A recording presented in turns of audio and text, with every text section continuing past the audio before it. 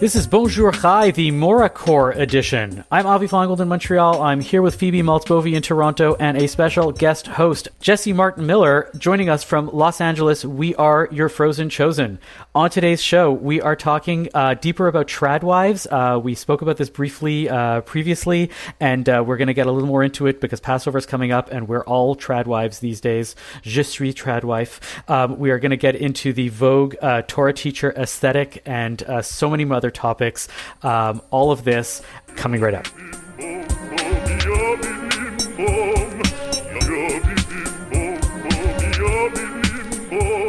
So, Jesse, welcome to Bonjour Chai. It's so great to have you. Jesse, for those of you who don't know, Jesse Martin Miller is a writer who is originally from Calgary. He's now living in Los Angeles, California. He is the author of the hugely popular Bagel Emoji Substack. How's it going, Jesse? I'm doing great. How are you, Avi? I am well. Phoebe, how are you doing these days? All right. Yeah, I was expecting to see, we can see each other on video, and I was expecting to see an actual emoji of a bagel, and yet there is this human being. So I'm just processing that a little bit. I get that a lot. Yeah. Is it hard to be a bagel emoji at Passover? I do feel a little bit canceled, but after, I always do think that I can come back strong. Fair enough. Absolutely. Let's dive right into this. Phoebe explained to us what tradwives was a couple weeks ago. Jesse, give us your take. What is a tradwife? Why is this a thing in society? And why are we even talking about this right now? I'm so glad we're talking about this because I actually love tradwives. Tradwives are usually Christian, they're young, they're conventionally attractive, and they're content creators on platforms like TikTok. It used to be YouTube. It's sort of like this natural sequel to the housewife blogger era, but with this sort of sexy reactionary twist. And one of the questions that you had asked in the last episode was, are there any Jewish tradwives? And that people had sent you some, and I was looking at them. And it's true that there are like Jewish traditional wives, but there are very, very few who like adhere to this label, which I think is so interesting. But of course, the sort of like shining example that everyone thinks of when they think of Jewish tradwives is Abi Shapiro.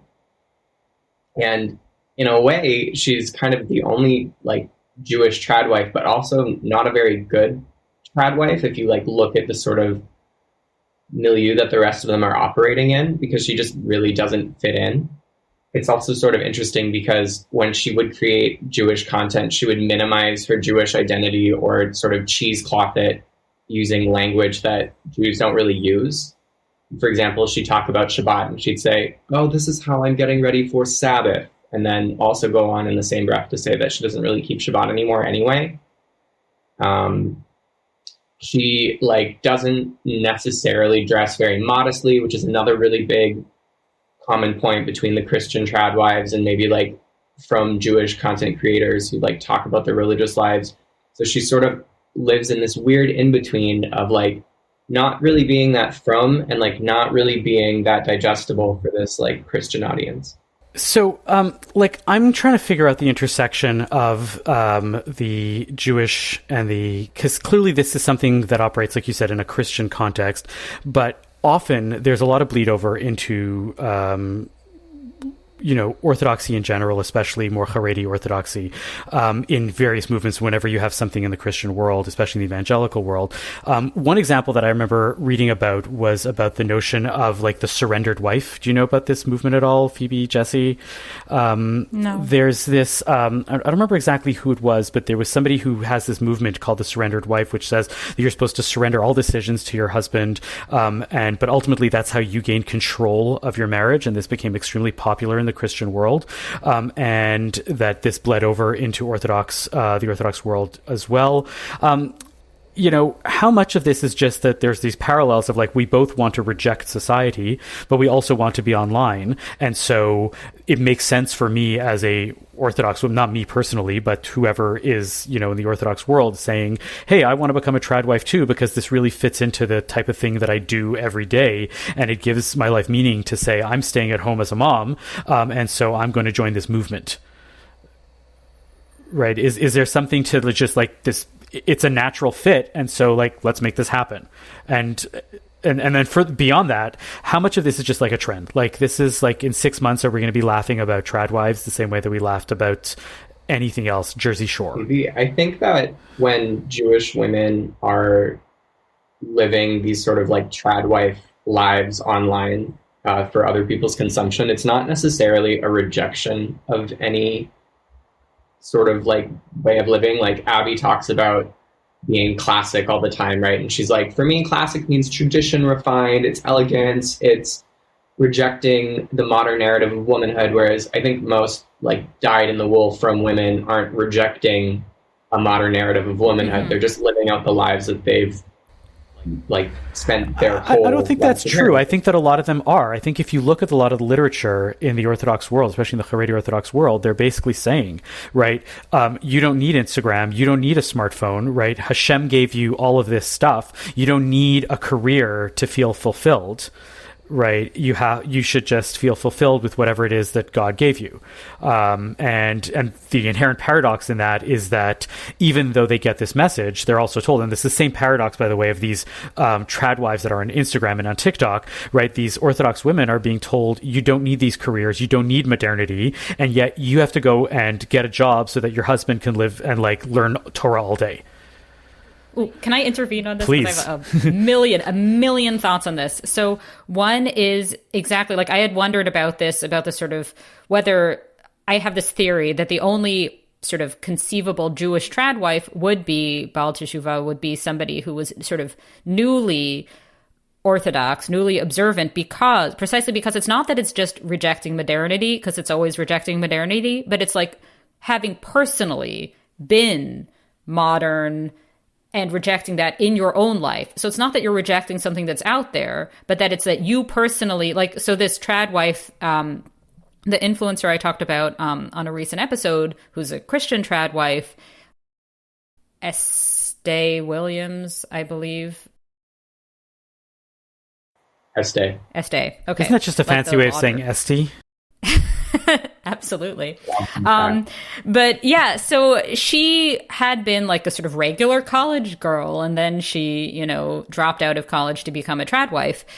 And it seems like there's this element of it that is about rejecting something that you personally were going to do. But then the other aspect is that I really want to pick up on is what you say about the financial aspects, because I think those are really, really interesting and really get to why Jewish tradwives are maybe less of a thing. And so a couple things on that is, yes, there's this thing about Orthodox women being out in the world working while their husbands are studying, which you do not have any equivalent of in the Christian world. But then there's also this other sort of path that seems to exist for, I don't want to say only for Jewish women, because I don't think that's true, but there's just this big sort of movement of Jewish women pundits, sort of politically conservative Jewish women, such as Bethany Mandel, who recently went viral for stumbling over the concept of wokeness in an interview. She's the co-author with another Jewish woman author of a book, Stolen Youth, about how progressives are ruining things for the youth, per these authors. Anyway, and also when I was tweeting about this, and somebody replied, reminding me of the existence of the Libs of TikTok woman, Chaya Raichik, is that right? So basically, there are a lot of politically conservative Jewish women who, even if their lives are even if they have maybe a family, whatever, they're still, they're not in this tradwife role, even if they're trad and wives. Yeah, but the same thing exists on the other side also. I mean, you have wives that are politically wives. You have women, Jewish Orthodox women, that are politically liberal and outspoken politically liberal Jewish women that are not trad wives in that way, even though they might be considered themselves. They say, I'm still cooking, I'm still doing my thing, right? I think that you have a lot of women that say, yes, I make my challah, I believe in a woman's right to have an abortion, but I also am, like doing my juggling this stuff. Right. So maybe to bring it back to the essential here, I think it really is this about not working outside the home, or in this work from home era, not working for pay. And I think that that's performatively not work. It's paradoxical, like you say, right? Because if you're an influencer, you are even if you're not pay. being paid for it, that's obviously in the cards. And but it's doing a performance of it's the man who earns the money. And I don't know, Jesse, I don't know if you have thoughts on this, but yeah, like it seems like maybe that's more a thing in the Christian world and less in the Jewish world. I don't know. Right. Well, it's like the Serena Joy paradox, right? You know, she like builds a career talking about how women should be this traditional cookie cutter, whatever, and then ends up being a wife, right? I think it's like maybe harder to track into the Jewish world because it's so expensive to be Jewish, and it's so hard to make money right now that I think it's pretty normal for even like Haredi women to have streams of income like besides motherhood. And being an influencer or trying to be an influencer is one way of doing that.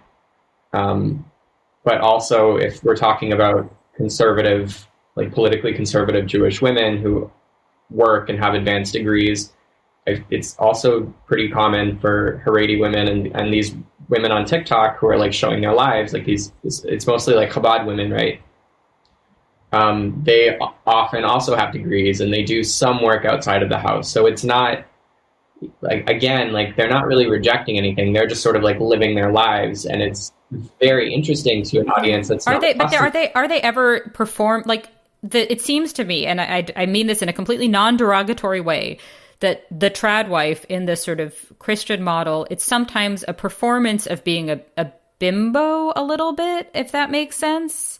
Whereas, or like a bit of an airhead, even if the woman herself isn't that, it's like a performance of that. And it kind of fits in with the reclamation of bimbo that exists also in the culture. And I don't see that in the Jewish. If I could just interject just for a second as a clarification, my sense of the trad wife movement is more that like they're imitating women from the like 20s and teens and previous centuries, and not the woman of the 50s. Am I wrong or right? That is at home doing the domestic world and has a martini ready for her husband. Let's all weigh in on this because I have a million thoughts. That's my sense of what it is. Yes. Is like it's more Jesse, calico and gingham and less having a martini ready with mules on while vacuuming in the afternoon. I think it's a little bit of both. When you look at like the news articles and like the content that comes out about tradwives, you often see the women who embody this very 1950s aesthetic. They're the ones who are highlighted because it's very easy to put it into a category, and you think, wow, this is so weird. She looks like that and has this like perfect little neat little life, but that's such a particular aesthetic, and in my opinion, I think it's kind of geeky. It's like cosplay. Whereas like other content creators like Mrs. Midwest, who's this like blonde, long hair, very pretty, like blue collar husband, similar to Estee Williams, actually. Her sense of femininity is a lot more gingham and traditional and like prettier, but maybe like less digestible as traditional for but not a pinup. But it doesn't really what we're dancing around though is that it's not about the era or the aesthetic. It's really about having a wife be like submissive, having a wife saying that the era of women in the world is actually that's wrong. It doesn't matter what era you're from, because when we go and we find these people that dress up like in 1930s clothing, right? Which we say, oh, he dresses in suits and hats, and that's like not weird. It's just like quirky. We don't make like an entire movement out of people who wear fedoras, non-ironically. Well, not in this non-ironically, way, but in other ways. In other ways, yeah. And then yes. Same thing with the 50s. Like there's a magazine that I've seen on newsstands, and you guys listeners all know my love for magazines, called Atomic Ranch. I don't know if you've ever seen this, but it's like devoted to mid-century modern homes and furniture and people who restore them and who want to live in this like 1950s aesthetic, like you said, like home cosplay. like of the 1950s, we don't think that that's weird. It's like quirky, but as soon as you apply that to a woman who says, I'm not going to work, right, that's the problem. And that's the weird that's the weird part of when it hits the Orthodox world, because the Orthodox world actually does, I push back on what you said, Phoebe, that actually goes and says, we are rejecting modernity. They're not just, this is the way I lived my whole life. This is, they're actively told every day that you walk out in the street and you see what the non-Jews are doing, you see what those people are doing. On this. No, but I think you what are I'm saying rejecting is that modernity. What I was let me be clear. What I'm saying is that they're not rejecting modernity that they personally in their own lives were living until they became Orthodox. I actually think that it's there. Cases. It's actually, modernity is in the borderlines of all of their lives. But yes, that's different though from saying that they're born again, as it were, right? Sure. Possibly. But what I would say is I really do want to like keep returning to this sort of financial aspect of that, because I think that really is key. So another influencer who's coming to mind now is, I don't know if either of you are familiar with Ballerina Farm. I'm not familiar with any influencers. Yes? Please tell me about Ballerina Farm. I know from other sort of women journalists with children, not necessarily Jewish women and not necessarily Canadian women, but anyway, that this is a woman who has a very, very big Instagram where she's a former professional ballet dancer, and now she has like many, many children in the country somewhere with her husband, and she posts a lot of very calico, videos of a friend of mine recently sent me a message with a link to this woman's video of they're homemaking bratwurst or something. And it's an odd video because also like there's a baby in the high chair being fed bits of cabbage, but the high chair is like the same IKEA standard issue high chair that we have. And I'm thinking like, that's not very trad. But anyway, but the point is that she gets a lot of pushback from the mixture of the traditional gender norms and the fact that she's kind of performing not having to work, because I don't remember if I think maybe her husband comes from a lot of money and like, they're rich basically. And so she can do whatever she wants. She can put on calico. She can put on, Lycra. It doesn't matter. She can afford to stay home. And that there's this way that because things today are so expensive, because most people Jewish or not have to work, having one partner not have to work is, signals luxury, right? Isn't that part of it? Sure. Yeah, I mean, I have another question about Jewish tradwives specifically, and maybe I don't know if it's for. Let's take a break for a sponsor, and then come back at us with that question. During World War II, the Nazis began a little-known program of extermination for their own children. In Peter Klenott's new mystery thriller, The Unwanted, 14-year-old Hannah Ziegler is being driven by her grandfather and her psychiatrist to a euthanasia center.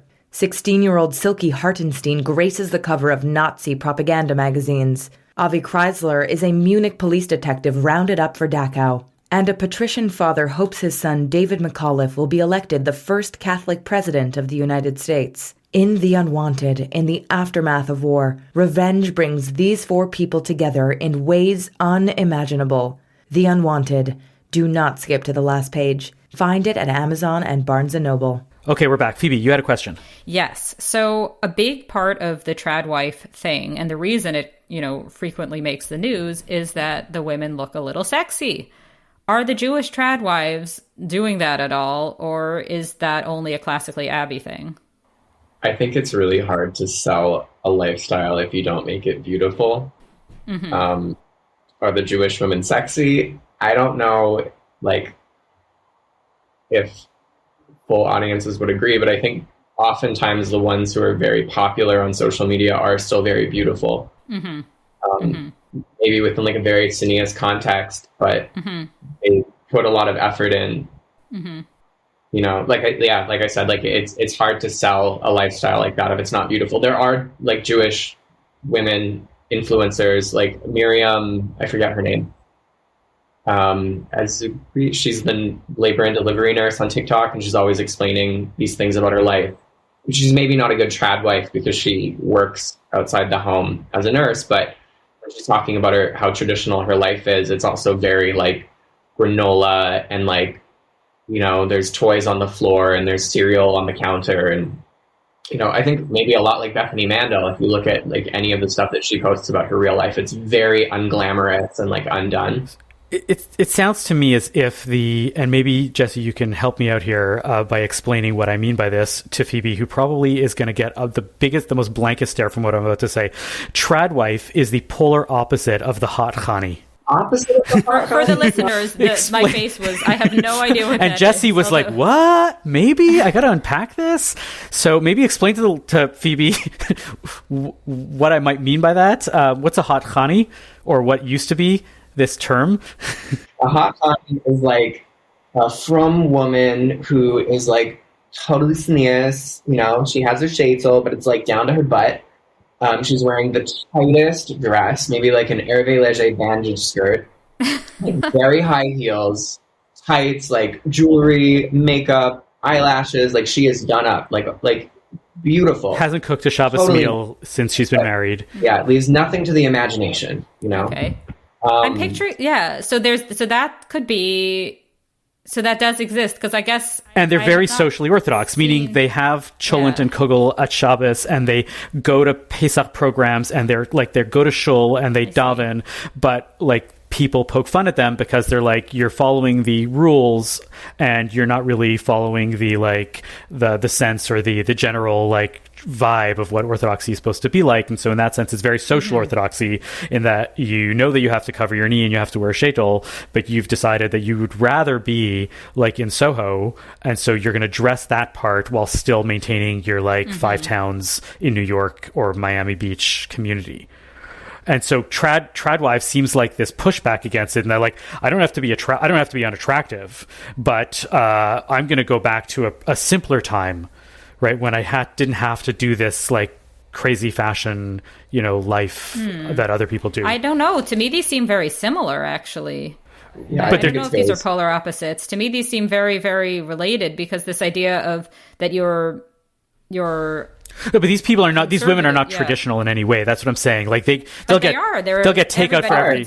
In the outside for the outside world, they are. Yeah, they're not necessarily stay-at-home moms. They're not necessarily like cooking everything at home. They might be doing a full takeout for Shabbat. That's what I was trying to get at, right? But that they're doing any sort of Shabbat at all. Yeah, so that's what's interesting. That's where I'm confused on the whole tradwives things. I see. But this really, if I can transition this point, because I think bringing in the fashion thing is really I want to get to this Vogue article, which I thought was like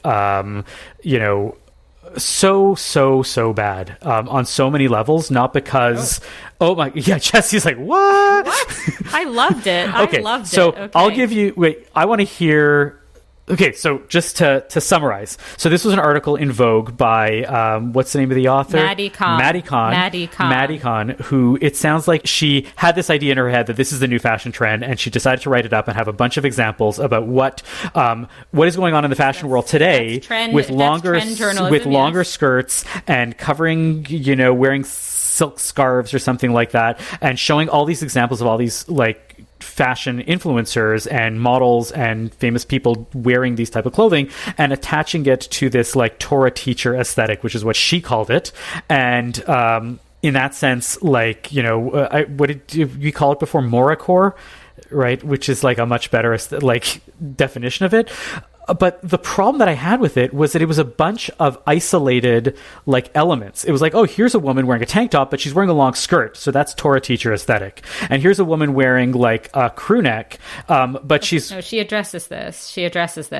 But but I'm saying that like it's not really a trend if you're saying that like, oh, there's this person who wears all of these things, but we're going to break out these elements, and I'm going to show you that this is in fashion. And the fact is that we're just in a looser fashion aesthetic right now. Men are wearing pleated pants as opposed to flat fronts again, and they're wearing an oversized like hoodie instead of something that's super fitted, and that just fits in with the longer skirts and pants under the skirts, and or like whatever else it might be. And I'm like, this is a fake trend that isn't really there. Okay, this was not an article written push back. For you. This was not an article written for you. Tell me why I'm wrong, please.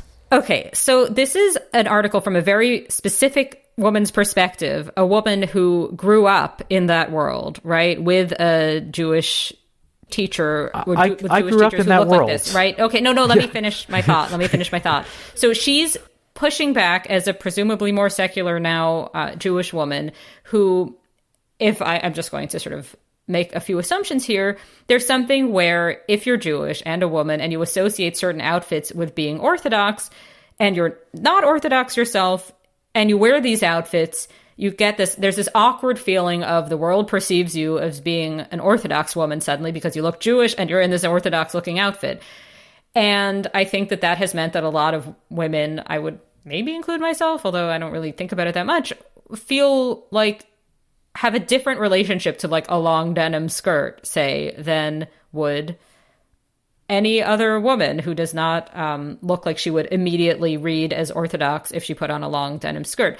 And I think that this is precisely, the article is about these being elements and not being a full look. And there's one part I want to quote where somebody she's interviewing is somebody, Carl Mayer. I don't remember the first name. Anyway, so I'm quoting from the article now. One recent morning, Carl Mayer slipped into a long turtleneck dress from her own line, so as a fashion designer, and paired it with her usual loafers. With flats, the effect was costume-like, quote, full Hasidic, end quote. But when she swapped in a pair of tall leather boots, it, quote, crossed over into modest chic, end quote. So this is something that's been going on in fashion for a while, this idea of borrowing from, more traditionalist traditions, for lack of a better term. And this came up with the prairie dresses which are actually also based on, so the fashion designer, Batsheva Hay, I think she actually went to my high school. And I don't remember her wearing any prairie dresses then. But I think there is something where an outfit, precisely as you're saying, if it's the elements, it's borrowing from a tradition. Otherwise, it seems like you're dressing up as the thing, which is confusing for people if you are not that thing. Yeah, and I'm never confused by this, right? I can tell you that you can have two women, one who is Orthodox and wears these clothes all the time, and the exact same outfit could be worn by somebody who isn't Orthodox, and you can tell a mile apart who is the one that is Orthodox. Untrue. I have if you're from the inside of that community. No, wait a second. I was at a fabric store on Queen West with my daughter like last summer, happened to be wearing one of these prairie dresses, and definitely legitimately Orthodox women thought I was one of them. Ooh, I don't know. I rest my case. Maybe. I just remember, the example that I used to get confused about, and Jesse, I want you to weigh in on this, please, was that I remember when I was in university, so it was like the mid to late 90s, and long skirts were a thing amongst certain, segments of the population. And I remember being confused, like you'd see somebody from behind wearing a very long denim skirt and stick straight hair, which was the fashion at the time. And I couldn't figure out if they were Orthodox. And then I would just walk ahead and turn around and look at them. And I was like, oh, no, they're not. Right. And because this was like the same fashion aesthetic. Style, exactly. But they wore it so differently. And you didn't even have to see their faces to understand that that's where it was coming from. The same way that I was talking about hats before, right? I'm what I would like to think is an unironic hat wearer. I happen to like hats, but when somebody is wearing a fedora and doesn't really come at it, as I've decided to wear a fedora and I'm going to do this and I'm twee, and it's so noticeable from a mile away. And that's what this whole article was giving me vibes of, trying to convince me that the people that are pulling elements out of this thing have some affinity for it. I'm done. Jesse, please tell me how wrong I am also. I don't think the point she was trying to make in the article is that people are trying to emulate purposefully the Torah-teacher aesthetic. I think correct. It's more for women like her. She also interviews Leandra Medine, who she went to high school with at Ramaz, I think. Yes, that's right. She's talking about how she spent her whole childhood looking this way and feeling really schlubby and not pretty, and then how out of body it is to see it now as a adult in the street who doesn't really need to dress like that anymore. Seeing people pulling not even the prettiest parts about it. They're doing the leggings, the cropped leggings under the skirt, and the hoodies and the mismatching, because that's what's in right now. It's very But that's my point. I think that there are archetypes in fashion. There are archetypal pieces, and these pieces are always around, and they get repurposed every few years in a different way, and it has nothing to do with X movement, right? I can go and say that we're in a new preppy movement because we're in the 90s, and the 90s were a hashing of 1950s, preppy trends, but in a more louder streetwear aesthetic. I don't think we're in a nouveau prep world right now of fashion, right? I think that we're just, we're recycling X, right? And the same thing happens, right? The Torah-teacher aesthetic, to use this example of Orthodox women, only are drawing on a very limited palette because in their minds, this is what they have to be able to work with.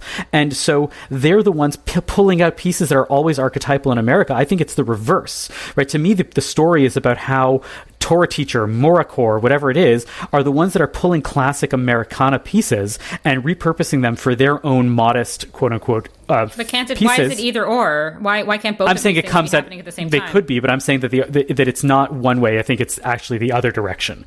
That's my sense of it. But I think I don't know. I mean, fashion. I think of fashion always as being like whatever has seemed ugly and like out of fashion or whatever, the worst thing for the longest time, suddenly, like pleated pants, that was the least cool thing. It becomes in fashion the moment fashionable people just sort of embrace it, right? Whatever wasn't cool becomes cool. Like the ugliest thing becomes the pretty thing is kind of how it goes in fashion. So I think what this is about is a very specific reaction that certain Jewish women have to these specific types of outfits. I don't think it was saying that this is a broader trend that is registering as Torah-teacher aesthetic to the world. I think it's saying that this is a story about Jewish women who see these clothes that they thought of as unappealing, in which they associated with an orthodoxy that they do not identify with, and then and it's also about almost like these cultural appropriation stories where something that the people who are members of the group feel they were marginalized for doing then becomes high fashion when like whichever Kardashian embraces it. It's a little like that, maybe. I don't know if there's anything to that. Like see what it feels like to see the fashion world / the mainstream world embrace the thing that comes from your world. But again, I don't think that they're embracing. I think that they're just pulling things from the world. That's exactly what I mean. I don't know. I'm saying that the Orthodox world is drawing from this general pool of things, and the fashion world is drawing from the general pool of things. And it just happens to be that for the past couple of months, right, they're pulling the same pieces, even though the Orthodox world has always been pulling these pieces, and there are two types of Orthodox dressers, right? Because the same Torah teachers that we always knew who the fashionable Torah teacher was. I went to an all-boys school, so I didn't have women as Torah teachers, but just to like get into it, like who the fashionable dresser is, even though they're drawing on the same palette of like suits and ties or long skirts, and there's the dresser and there's the hot khani, right? To go back to what we were saying before. And the fact is that within whatever culture we have, right, what this author is pointing out is, let's take the frumpy ones, not even the interesting dressing ones, the ones that are dressing purely for practical purposes, and pull out their thing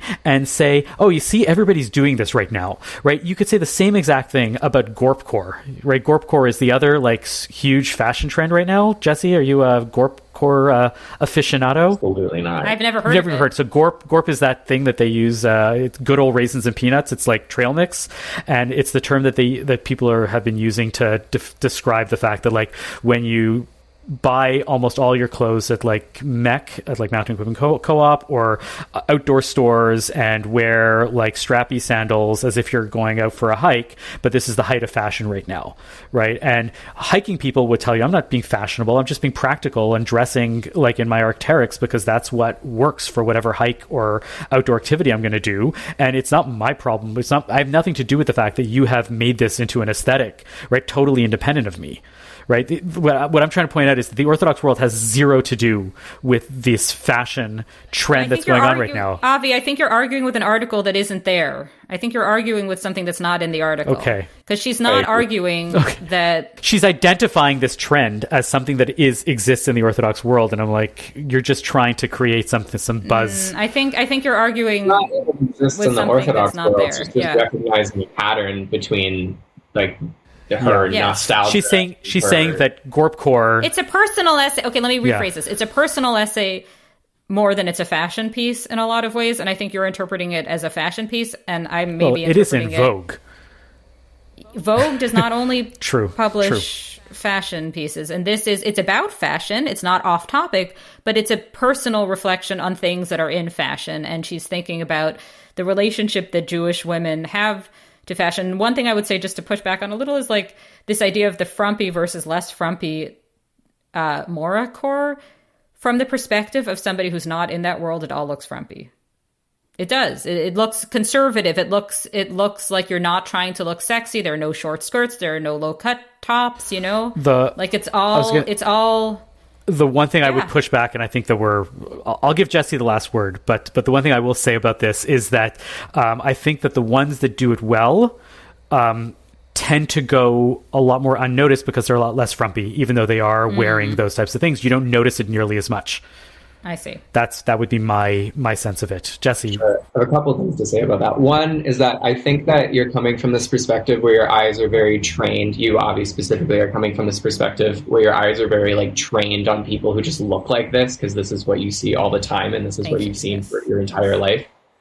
Whereas like outside consumers, especially middle America, whoever, see that and they think, wow, that is so ugly and weird. So there is actually something a little bit like revolutionary about wearing the midi Morah-Core skirt or something, you know, like the Adidas type legging skirt or something. Just a quick question about the Morah-Core. Does this have anything to do with like a modern Orthodox Zionist? No, Morah-Core is not look? Jewish at all. No, but I'm saying does it ever have, but like for, anyway, whatever. Maybe another episode, yes. There's definitely something to be said about the intersection between like modern Orthodoxy and like wearing your best hiking sandals on Shabbos, you know? I think that's with socks, absolutely... because you shouldn't have no socks in shul. Absolutely. Yeah, the religious Zionist is like total has been like Morah-Core for decades. Mm-hmm. Thank you. That's what I'm thinking. Absolutely, yes. Okay. Yeah. But the last thing I was going to say, kind of like tying it with the tradwives and the Morah-Core, is that I think a lot of this has to do with the like Gen Z / like marketing obsession with labels, where everything has to be an aesthetic and like everything has to be easily put into a category, because if you can easily put it into a category, you can sell it as such. The coastal grandmother aesthetic. It's like the coastal grandmother aesthetic. Right, exactly. You know, like back in my day, that was just Eileen Fisher. Yes. Or Chico's. Right? But now it's much easier to like put everything into these like little categories, and like you can nitpick what is and what isn't, but you know, you're not really making decisions. I think, I as much as I like to think that I have enough knowledge of like fashion in general, because I don't just like read up on menswear, but I read up on fashion in general, I'm starting to realize that like there are corners of the women's fashions world that I have zero like knowledge about, even though I thought I did. And this is maybe like these micro trends in the male world are like, I'm all over them, even though I'm not doing them. I'm like aware of like all of these little bits. But dress up in your nicest, however you want to define Morah-Core or Morah-Core or religious Zionist core, or what other latest trends are like, if like in shul in LA these days. Hot Chani-Core, absolutely. That's my plan for later today. Full hot Chani-Core. I'm going to try to put that together. I would love to see that. Okay. I think I have 0 in my closet that would fit that aesthetic. But let's go shopping sometime. Jesse, will you stick around and do a nachas with us? Absolutely. Excellent. So let's do that right after we hear from our sponsor. Are you in the market for a new watch or a special piece of jewelry? Are you looking for the perfect engagement ring to pop the question? Atelier Lou has all this and more. Eric and the team at Atelier Lou can craft a piece for you, or you can select from some of the exclusive designers that they offer. From a simple bangle to a statement necklace, Atelier Lou can make you or your loved ones sparkle. Located in the heart of Westmount in Montreal or online at atelierlou.com, visit Atelier Lou for your next watch or jewelry purchase. And when you do, make sure to use promo code BON18 for 10% off your next purchase. That's atelierlou.com. Phoebe, what's your nachas? Well, my nachas is going to be the reinstated 504C bus in Toronto. This had been gone for a year, many months, I'm not sure, but there's now a bus that goes up and down the main street where I live, and I have never been happier about anything in my life. It means that I can bring my 4-year-old to dance class in an easy way. It means that I could just run errands whenever I have to without having to walk the whole way. I am so happy the bus is back. Thank you, powers that be in Toronto, for reinstating the bus. It's a streetcar route. The streetcar itself will probably arrive in about the year 3000, and when it does, that's great too. So I'm doing a gratitude for the simple things in life, namely our local bus. Jesse, what's your nachas? My nachas today is for Gwyneth Paltrow, who is having a media moment for her fun little cleansing diet where she only eats coffee and bone broth. I think that's so much fun. I'm really happy for her.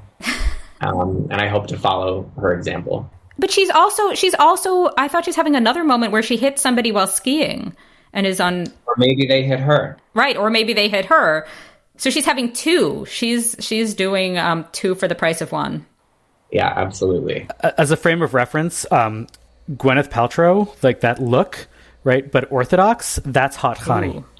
No, not at all. Or it used to be. Former pre-goop Gwyneth Paltrow. She's very coastal grandmother now. Yeah, I was going to say, I feel like she's more coastal grandmother, but I can actually tie all of this together, which is that when I go for the coastal grandmother look, I just look Orthodox. Anyway. Fair enough. What is bone broth?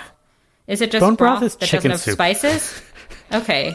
It's just broth without spices? Bone broth is chicken soup that they sell you for $20. You've never put a stock pot on the stovetop, filled it with bones, and let your whole house smell horrible for 12 hours? I've done that in the Instant Pot, but I don't understand why adding like some herbs or whatever makes it not a diet food for Gwyneth Paltrow and the like. It's stock. That's all it is. It's fancy stock. All right, well, good for Gwyneth. Good for coastal grandmother Gwyneth.